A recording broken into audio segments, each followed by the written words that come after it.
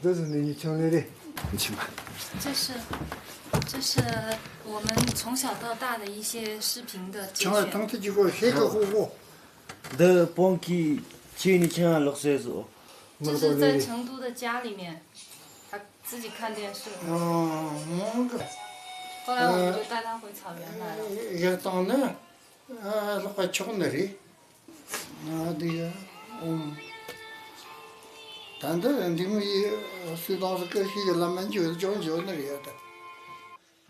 达扎活佛听了格林的不幸身世，观看了格林从小到大的部分影像，深受感动，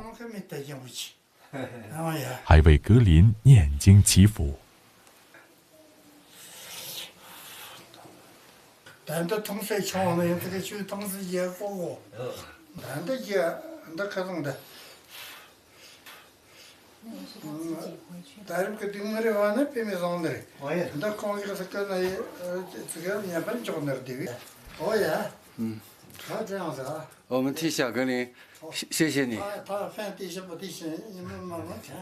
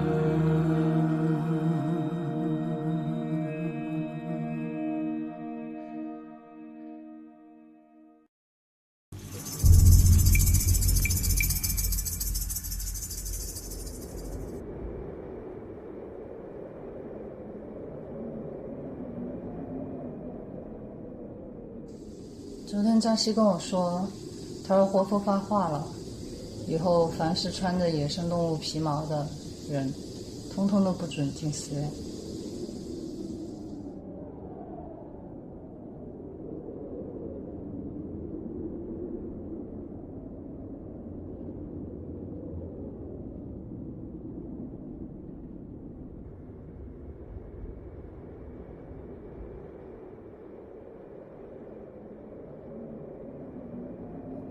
严冬的脚步加深，猎物越来越难找了。格林没日没夜地寻食，1、2天找不到吃的也是常有的事。实在饿坏了，就分吃点唯一他们的干粮。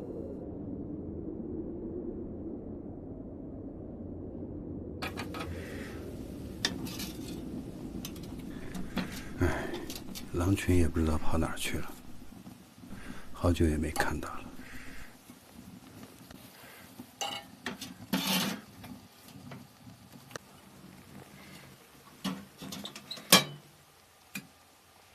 只剩一箱压缩饼干了。有干粮吊着就不错了。每天只能一块儿，不知道啥时候才能等到狼群。我知道，我也担心这个。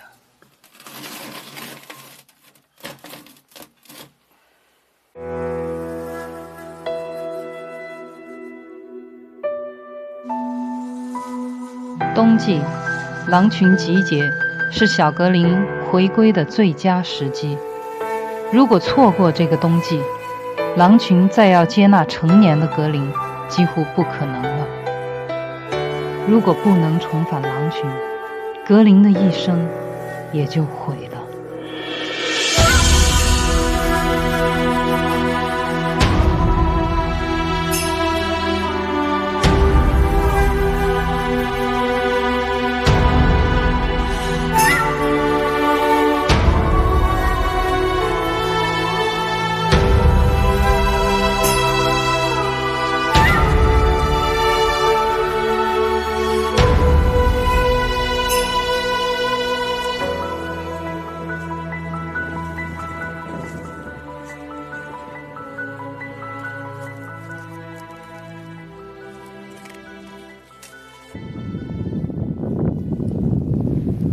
我现在已经在狼群的领地范围之内，所以我必须小声说话，保持安静。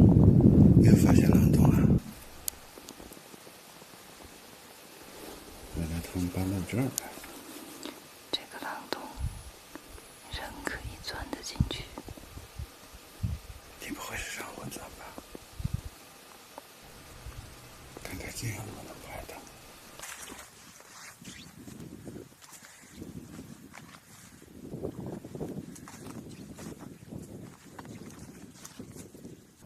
不行不行，让格林上。格林，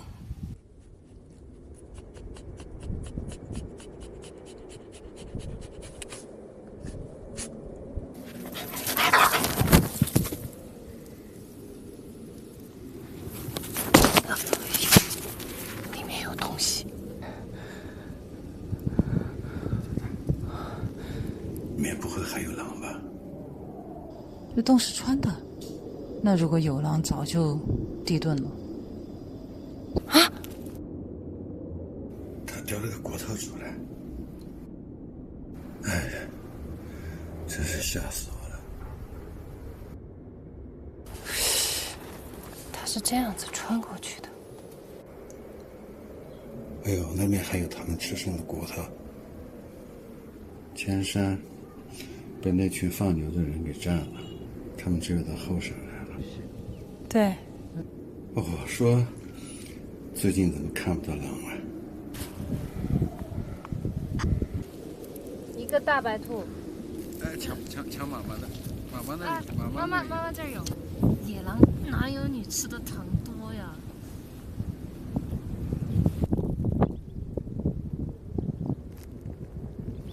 人家才不吃你那个嘞！啊，这舔过了，你不吃？伯伯，来这儿看看。啥抢？他不爱吃那个。哎，这个不是你的，不是你的，这是妈妈的。不行，咱要先给他吃。在哪儿？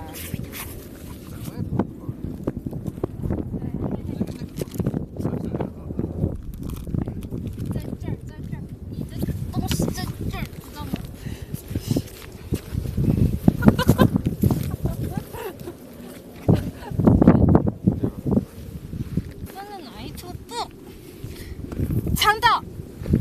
强盗！强盗！抢了一头走。哎，可以。也好的。你说这些狼群跑哪儿去了？吃点干肉就行了，说不定那一只正在暗处看着我呢。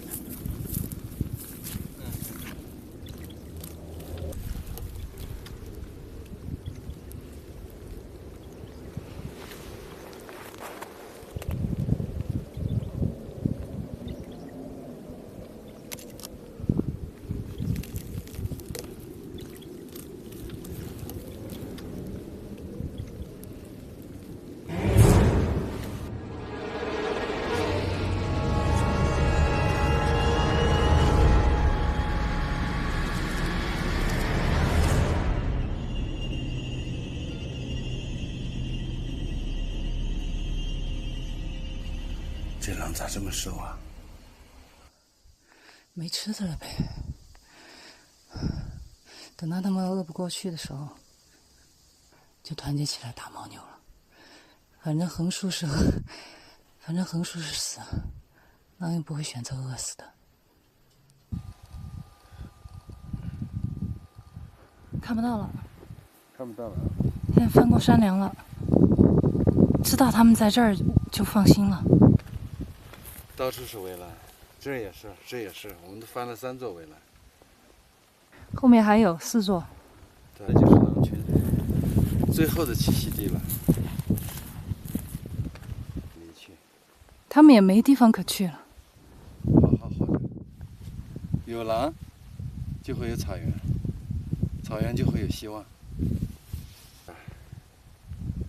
希望能保住最后的一点点栖息地。走吧。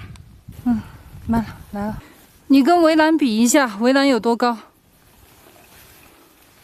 有1.6米以上了吧？1.6米几了，高。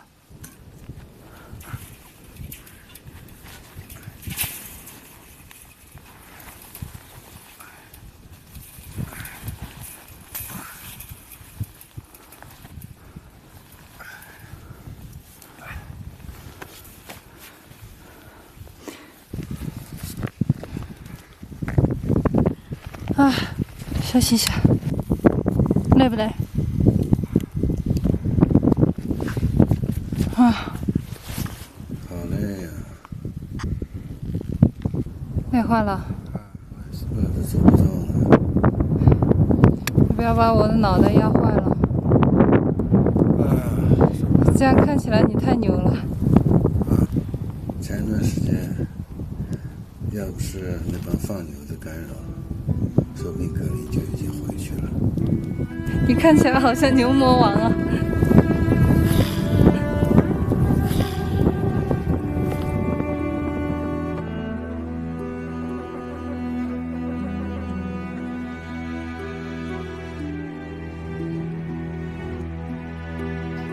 快点起来了吧，牛人！咱们得坚持牛到底。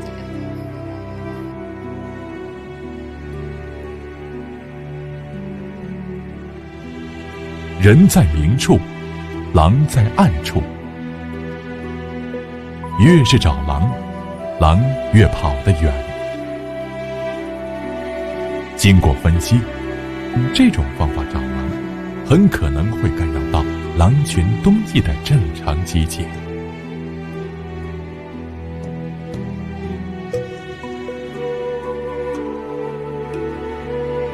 为了不让野狼再产生怀疑，能顺利接纳格林，唯一和易峰决定转变策略，不再带领或跟随格林，而是让格林独自巡山狩猎，从而增加格林遇见野狼的可能性，也可以锻炼和提高格林的独立性。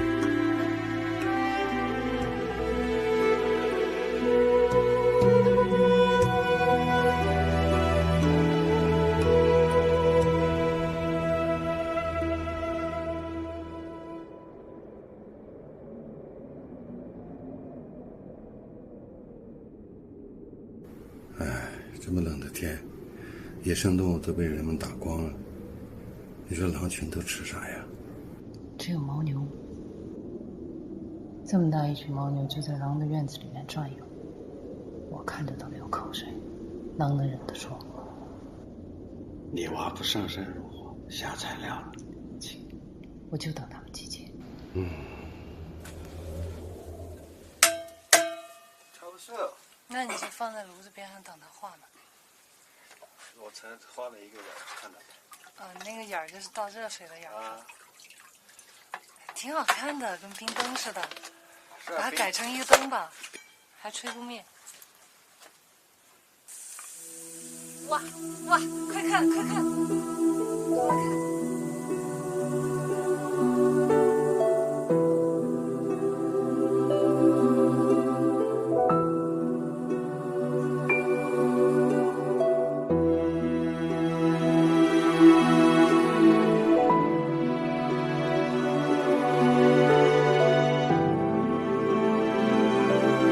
越是看不到希望的时候，越要让自己保持乐观的心态。如果我们改变不了现实，至少我们可以改变看待事物的心情。如果没有这些苦中作乐的时光，看不到平凡事物的美好一面，我们可能早就被日积月累的失望给击垮了。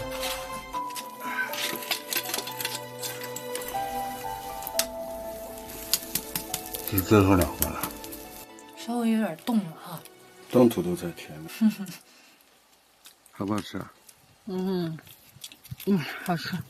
牛粪烤土豆，这不是土豆，这是肉。不知道格林找到吃了没？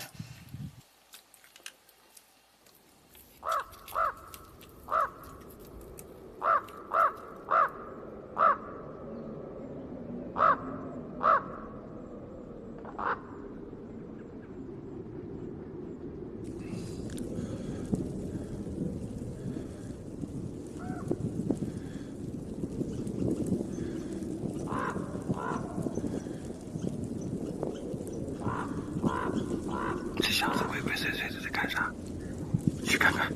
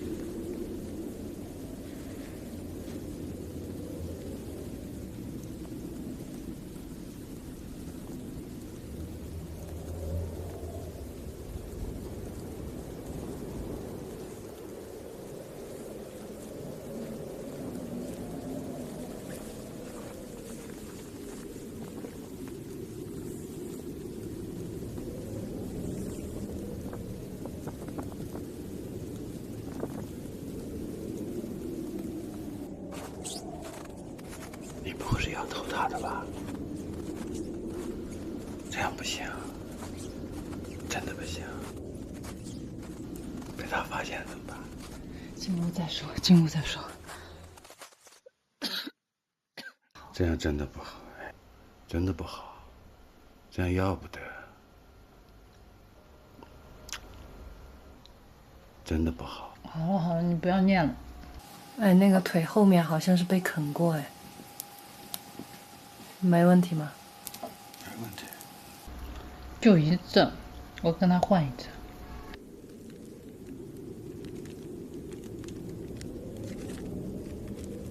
2块够不够？马上了。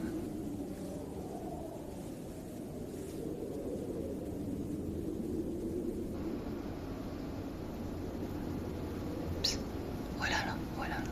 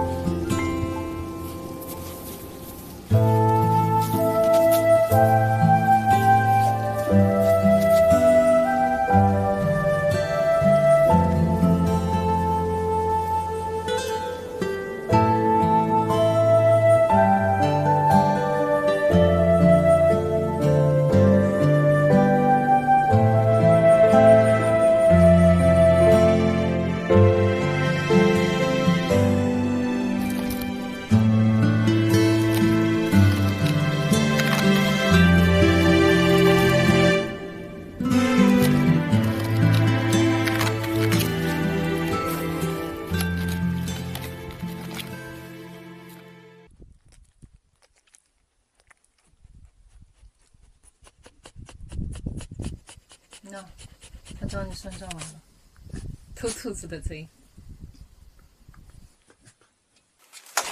哎呦，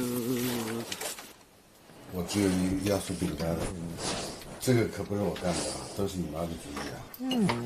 别那么没担当哈。以后还你一只更大的。把老爸的衣服穿走了。哎，怎么脱的？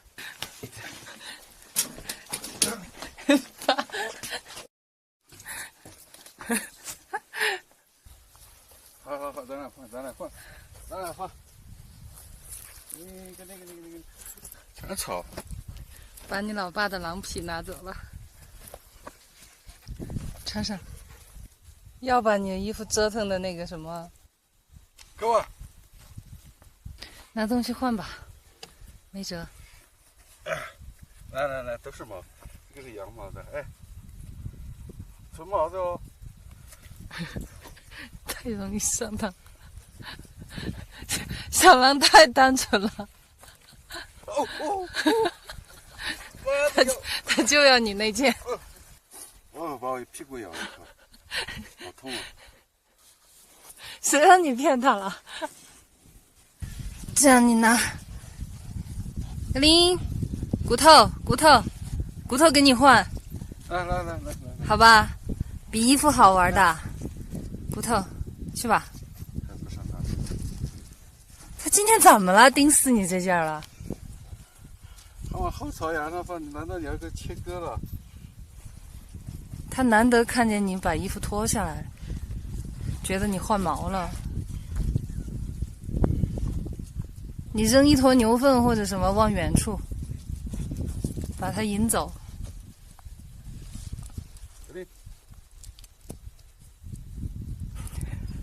他不干，他不上当，因为你刚才骗了他，干脆你也在他屁股上咬一口嘛，这样你们俩就扯平了。还不痛？打屁股，不干。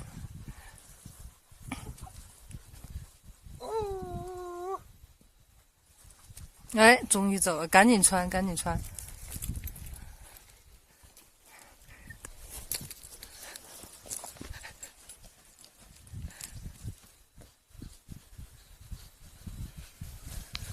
哇，力量之大！小时候我钓过狼，用老鼠钓狼。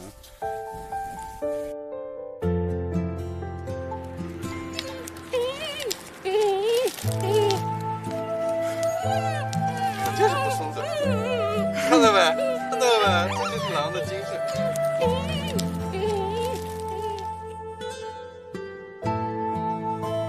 孙子长大了，钓不动了。长得真快啊！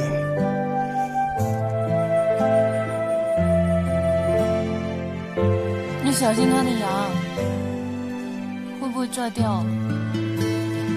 一会儿一拽，整副假牙下来了。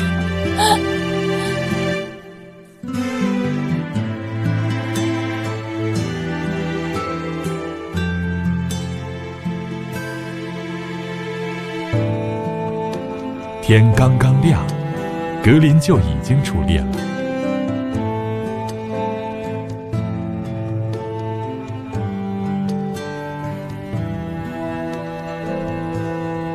一峰很是歉疚，又在格林藏兔子的地方埋下了一些干粮，但是接连几天雪窝子都再没被动过。按狼的习惯，藏食时候非常警惕，绝不泄露天机。藏食点一旦被发现，就绝不会再用了。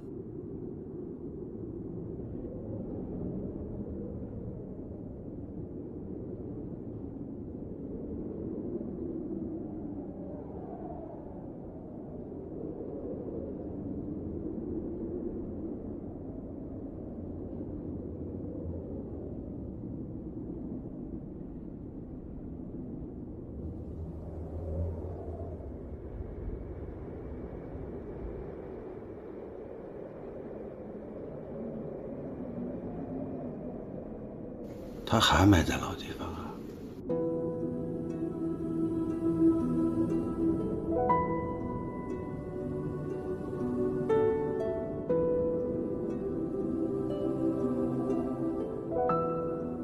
他知道我们也饿。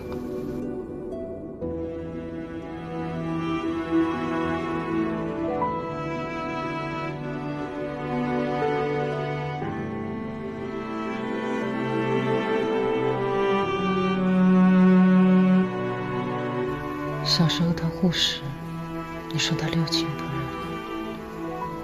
现在他自己都吃不饱，还要送食回来。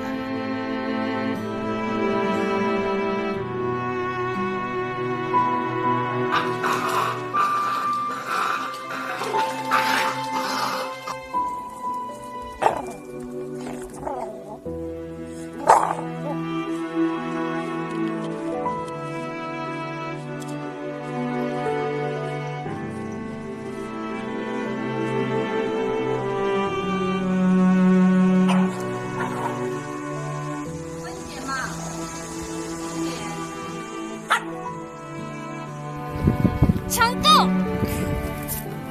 强斗！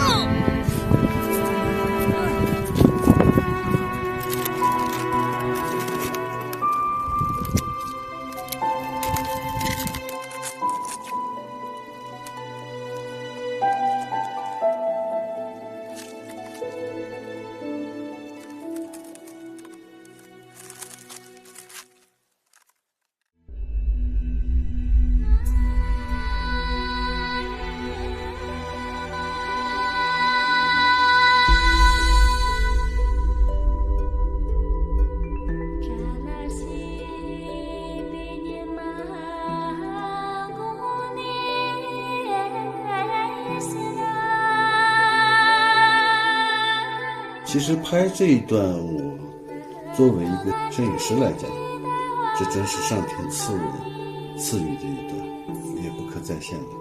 当时我是想拍一下月亮升起的一个镜头，当我架好机器拍的时候，这个时候我的焦是对在月亮上，月亮上面我就模模糊糊的看着，哎，怎么感觉月亮有影子？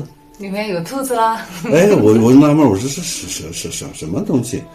当我又调焦调到近焦的时候，我眼睛都惊呆了，竟然是唯一带着小狼正好从那儿路过，还停在那儿。这3点一线，背景是月亮，正好月亮的中间，在这个山脊线上，他们在跳舞，我的镜头正好又对准这个，就是非常非常有默契。他们也不知道我在拍。我当时心屏住呼吸，我就怕有一点点呼吸会影响抖动。哎呀，心里面在狂跳，真美！我说这是上天赐予的一个画面，所以大家看到了非常唯美的月下共舞的这么一段，其实它就是一个自然拍摄的过程。刚刚到草原的时候，我是想尽了各种办法，想要抓住那个鼠兔。我想我得帮我儿子一把呀，想的各种办法好像都不奏效，徒手去抓呢，我更是没他快。后来一峰跟我说，他说我有一个点子，就地取材，我只要2块板砖，2根牙签儿。好，然后他就设了一个陷阱，只要鼠兔一碰到这个牙签儿，它就会被2块板砖倒下来的板砖给夹住。然后设好这个陷阱以后，我们俩就都在旁边看，希望尽快能够抓到第一只鼠兔。结果我就看那些鼠兔远远的对这个面包根本就不感兴趣，然后我再看到一只鼠兔就这样盯着我们，好像那个表情就是在说，给你科普一下，我叫鼠兔，我是兔子，我吃草的，你把我当耗子呀。鼠兔对这个面包根本不感兴趣，反倒是麻雀对这个面包屑非常的感兴趣。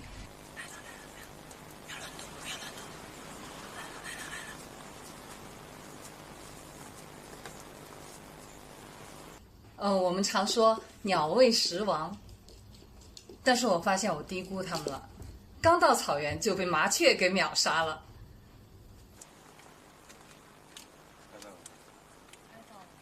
它不进那个孔，好狡猾！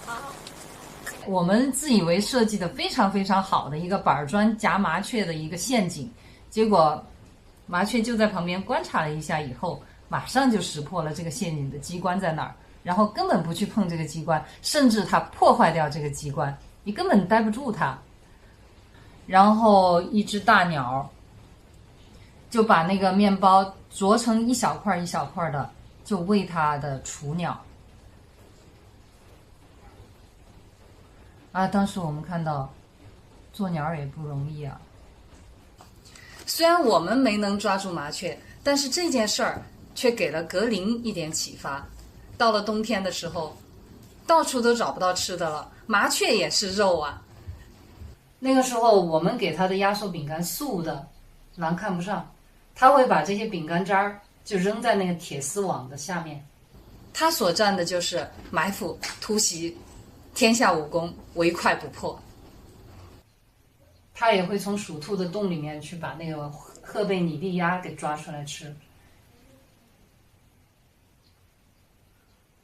我想起来我们在那个草原上住着的时候住的那个小房子，我经常做梦的时候都会回到那个小房子里面去。就是我们屋檐下有很多的鸟嘛，在那儿筑窝，因为冬天就只有我们那个小屋最暖和一点，房顶到这个天棚之间它有一个夹层，这个夹层呢又暖和又避风又避雨，而且还有中央供暖。那些鸟早上都成了我们的闹钟，一到早上5点过的时候，吱吱吱吱吱就开始叫了，就把我们叫醒了。我还记得有一天我们一峰正在那个边喝茶边整理那个拍摄的一些东西吧，还是正在看什么资料，然后突然有一只鸟就掉下来了，从那个顶棚上面掉下来，就掉在我们的杯子里面，把我们都吓一跳。哎，这个鸟一掉下来了以后，咦，水还是温热的，还挺舒服，然后他就顺便洗了个澡。然后正洗得欢实的时候，他一抬头看见这2个人全部都在盯着他看，然后他赶紧翅膀一收，还让不让鸟洗澡了，然后扑腾几下晃一晃身上的水飞走了。然后说到鸟的事儿的话，那太多了。我们在小屋的旁边就用一个帐篷支在那个坑上面，就修了一个厕所。有一天我就发现那个厕所那个帐篷怎么在动呢，然后我再走进去一看的时候，我就发现这只鸟就在里面扑腾，它出不来。到底是从哪进去的？然后这一只赫贝拟蒂鸭它应该是一只幼鸟，它就在那个帐篷里面就挣扎着急出不来。然后这个时候我们看到了挺让我们感动的一幕，它的亲鸟，它的爸爸妈妈又啄那个纱窗网子，又撕扯帐篷，就想尽各种办法想把他的孩子给救出来。一只大鸟在撕扯那个帐篷，然后一只大鸟呢就在旁边就找一些吃的，给这个小鸟从那个纱窗洞里面就把这些吃的东西给它塞进去，就好像在安慰他，孩子你别着急，爸爸妈妈都在救你。一直就没有放弃，一直就想要救他。草原上哪怕一个很微小的生命哈，他都在为生存为活着而努力。我们放了这只鸟以后，这只鸟它就一直在那个围栏上，还有在我们的那个小屋周围，它就打转。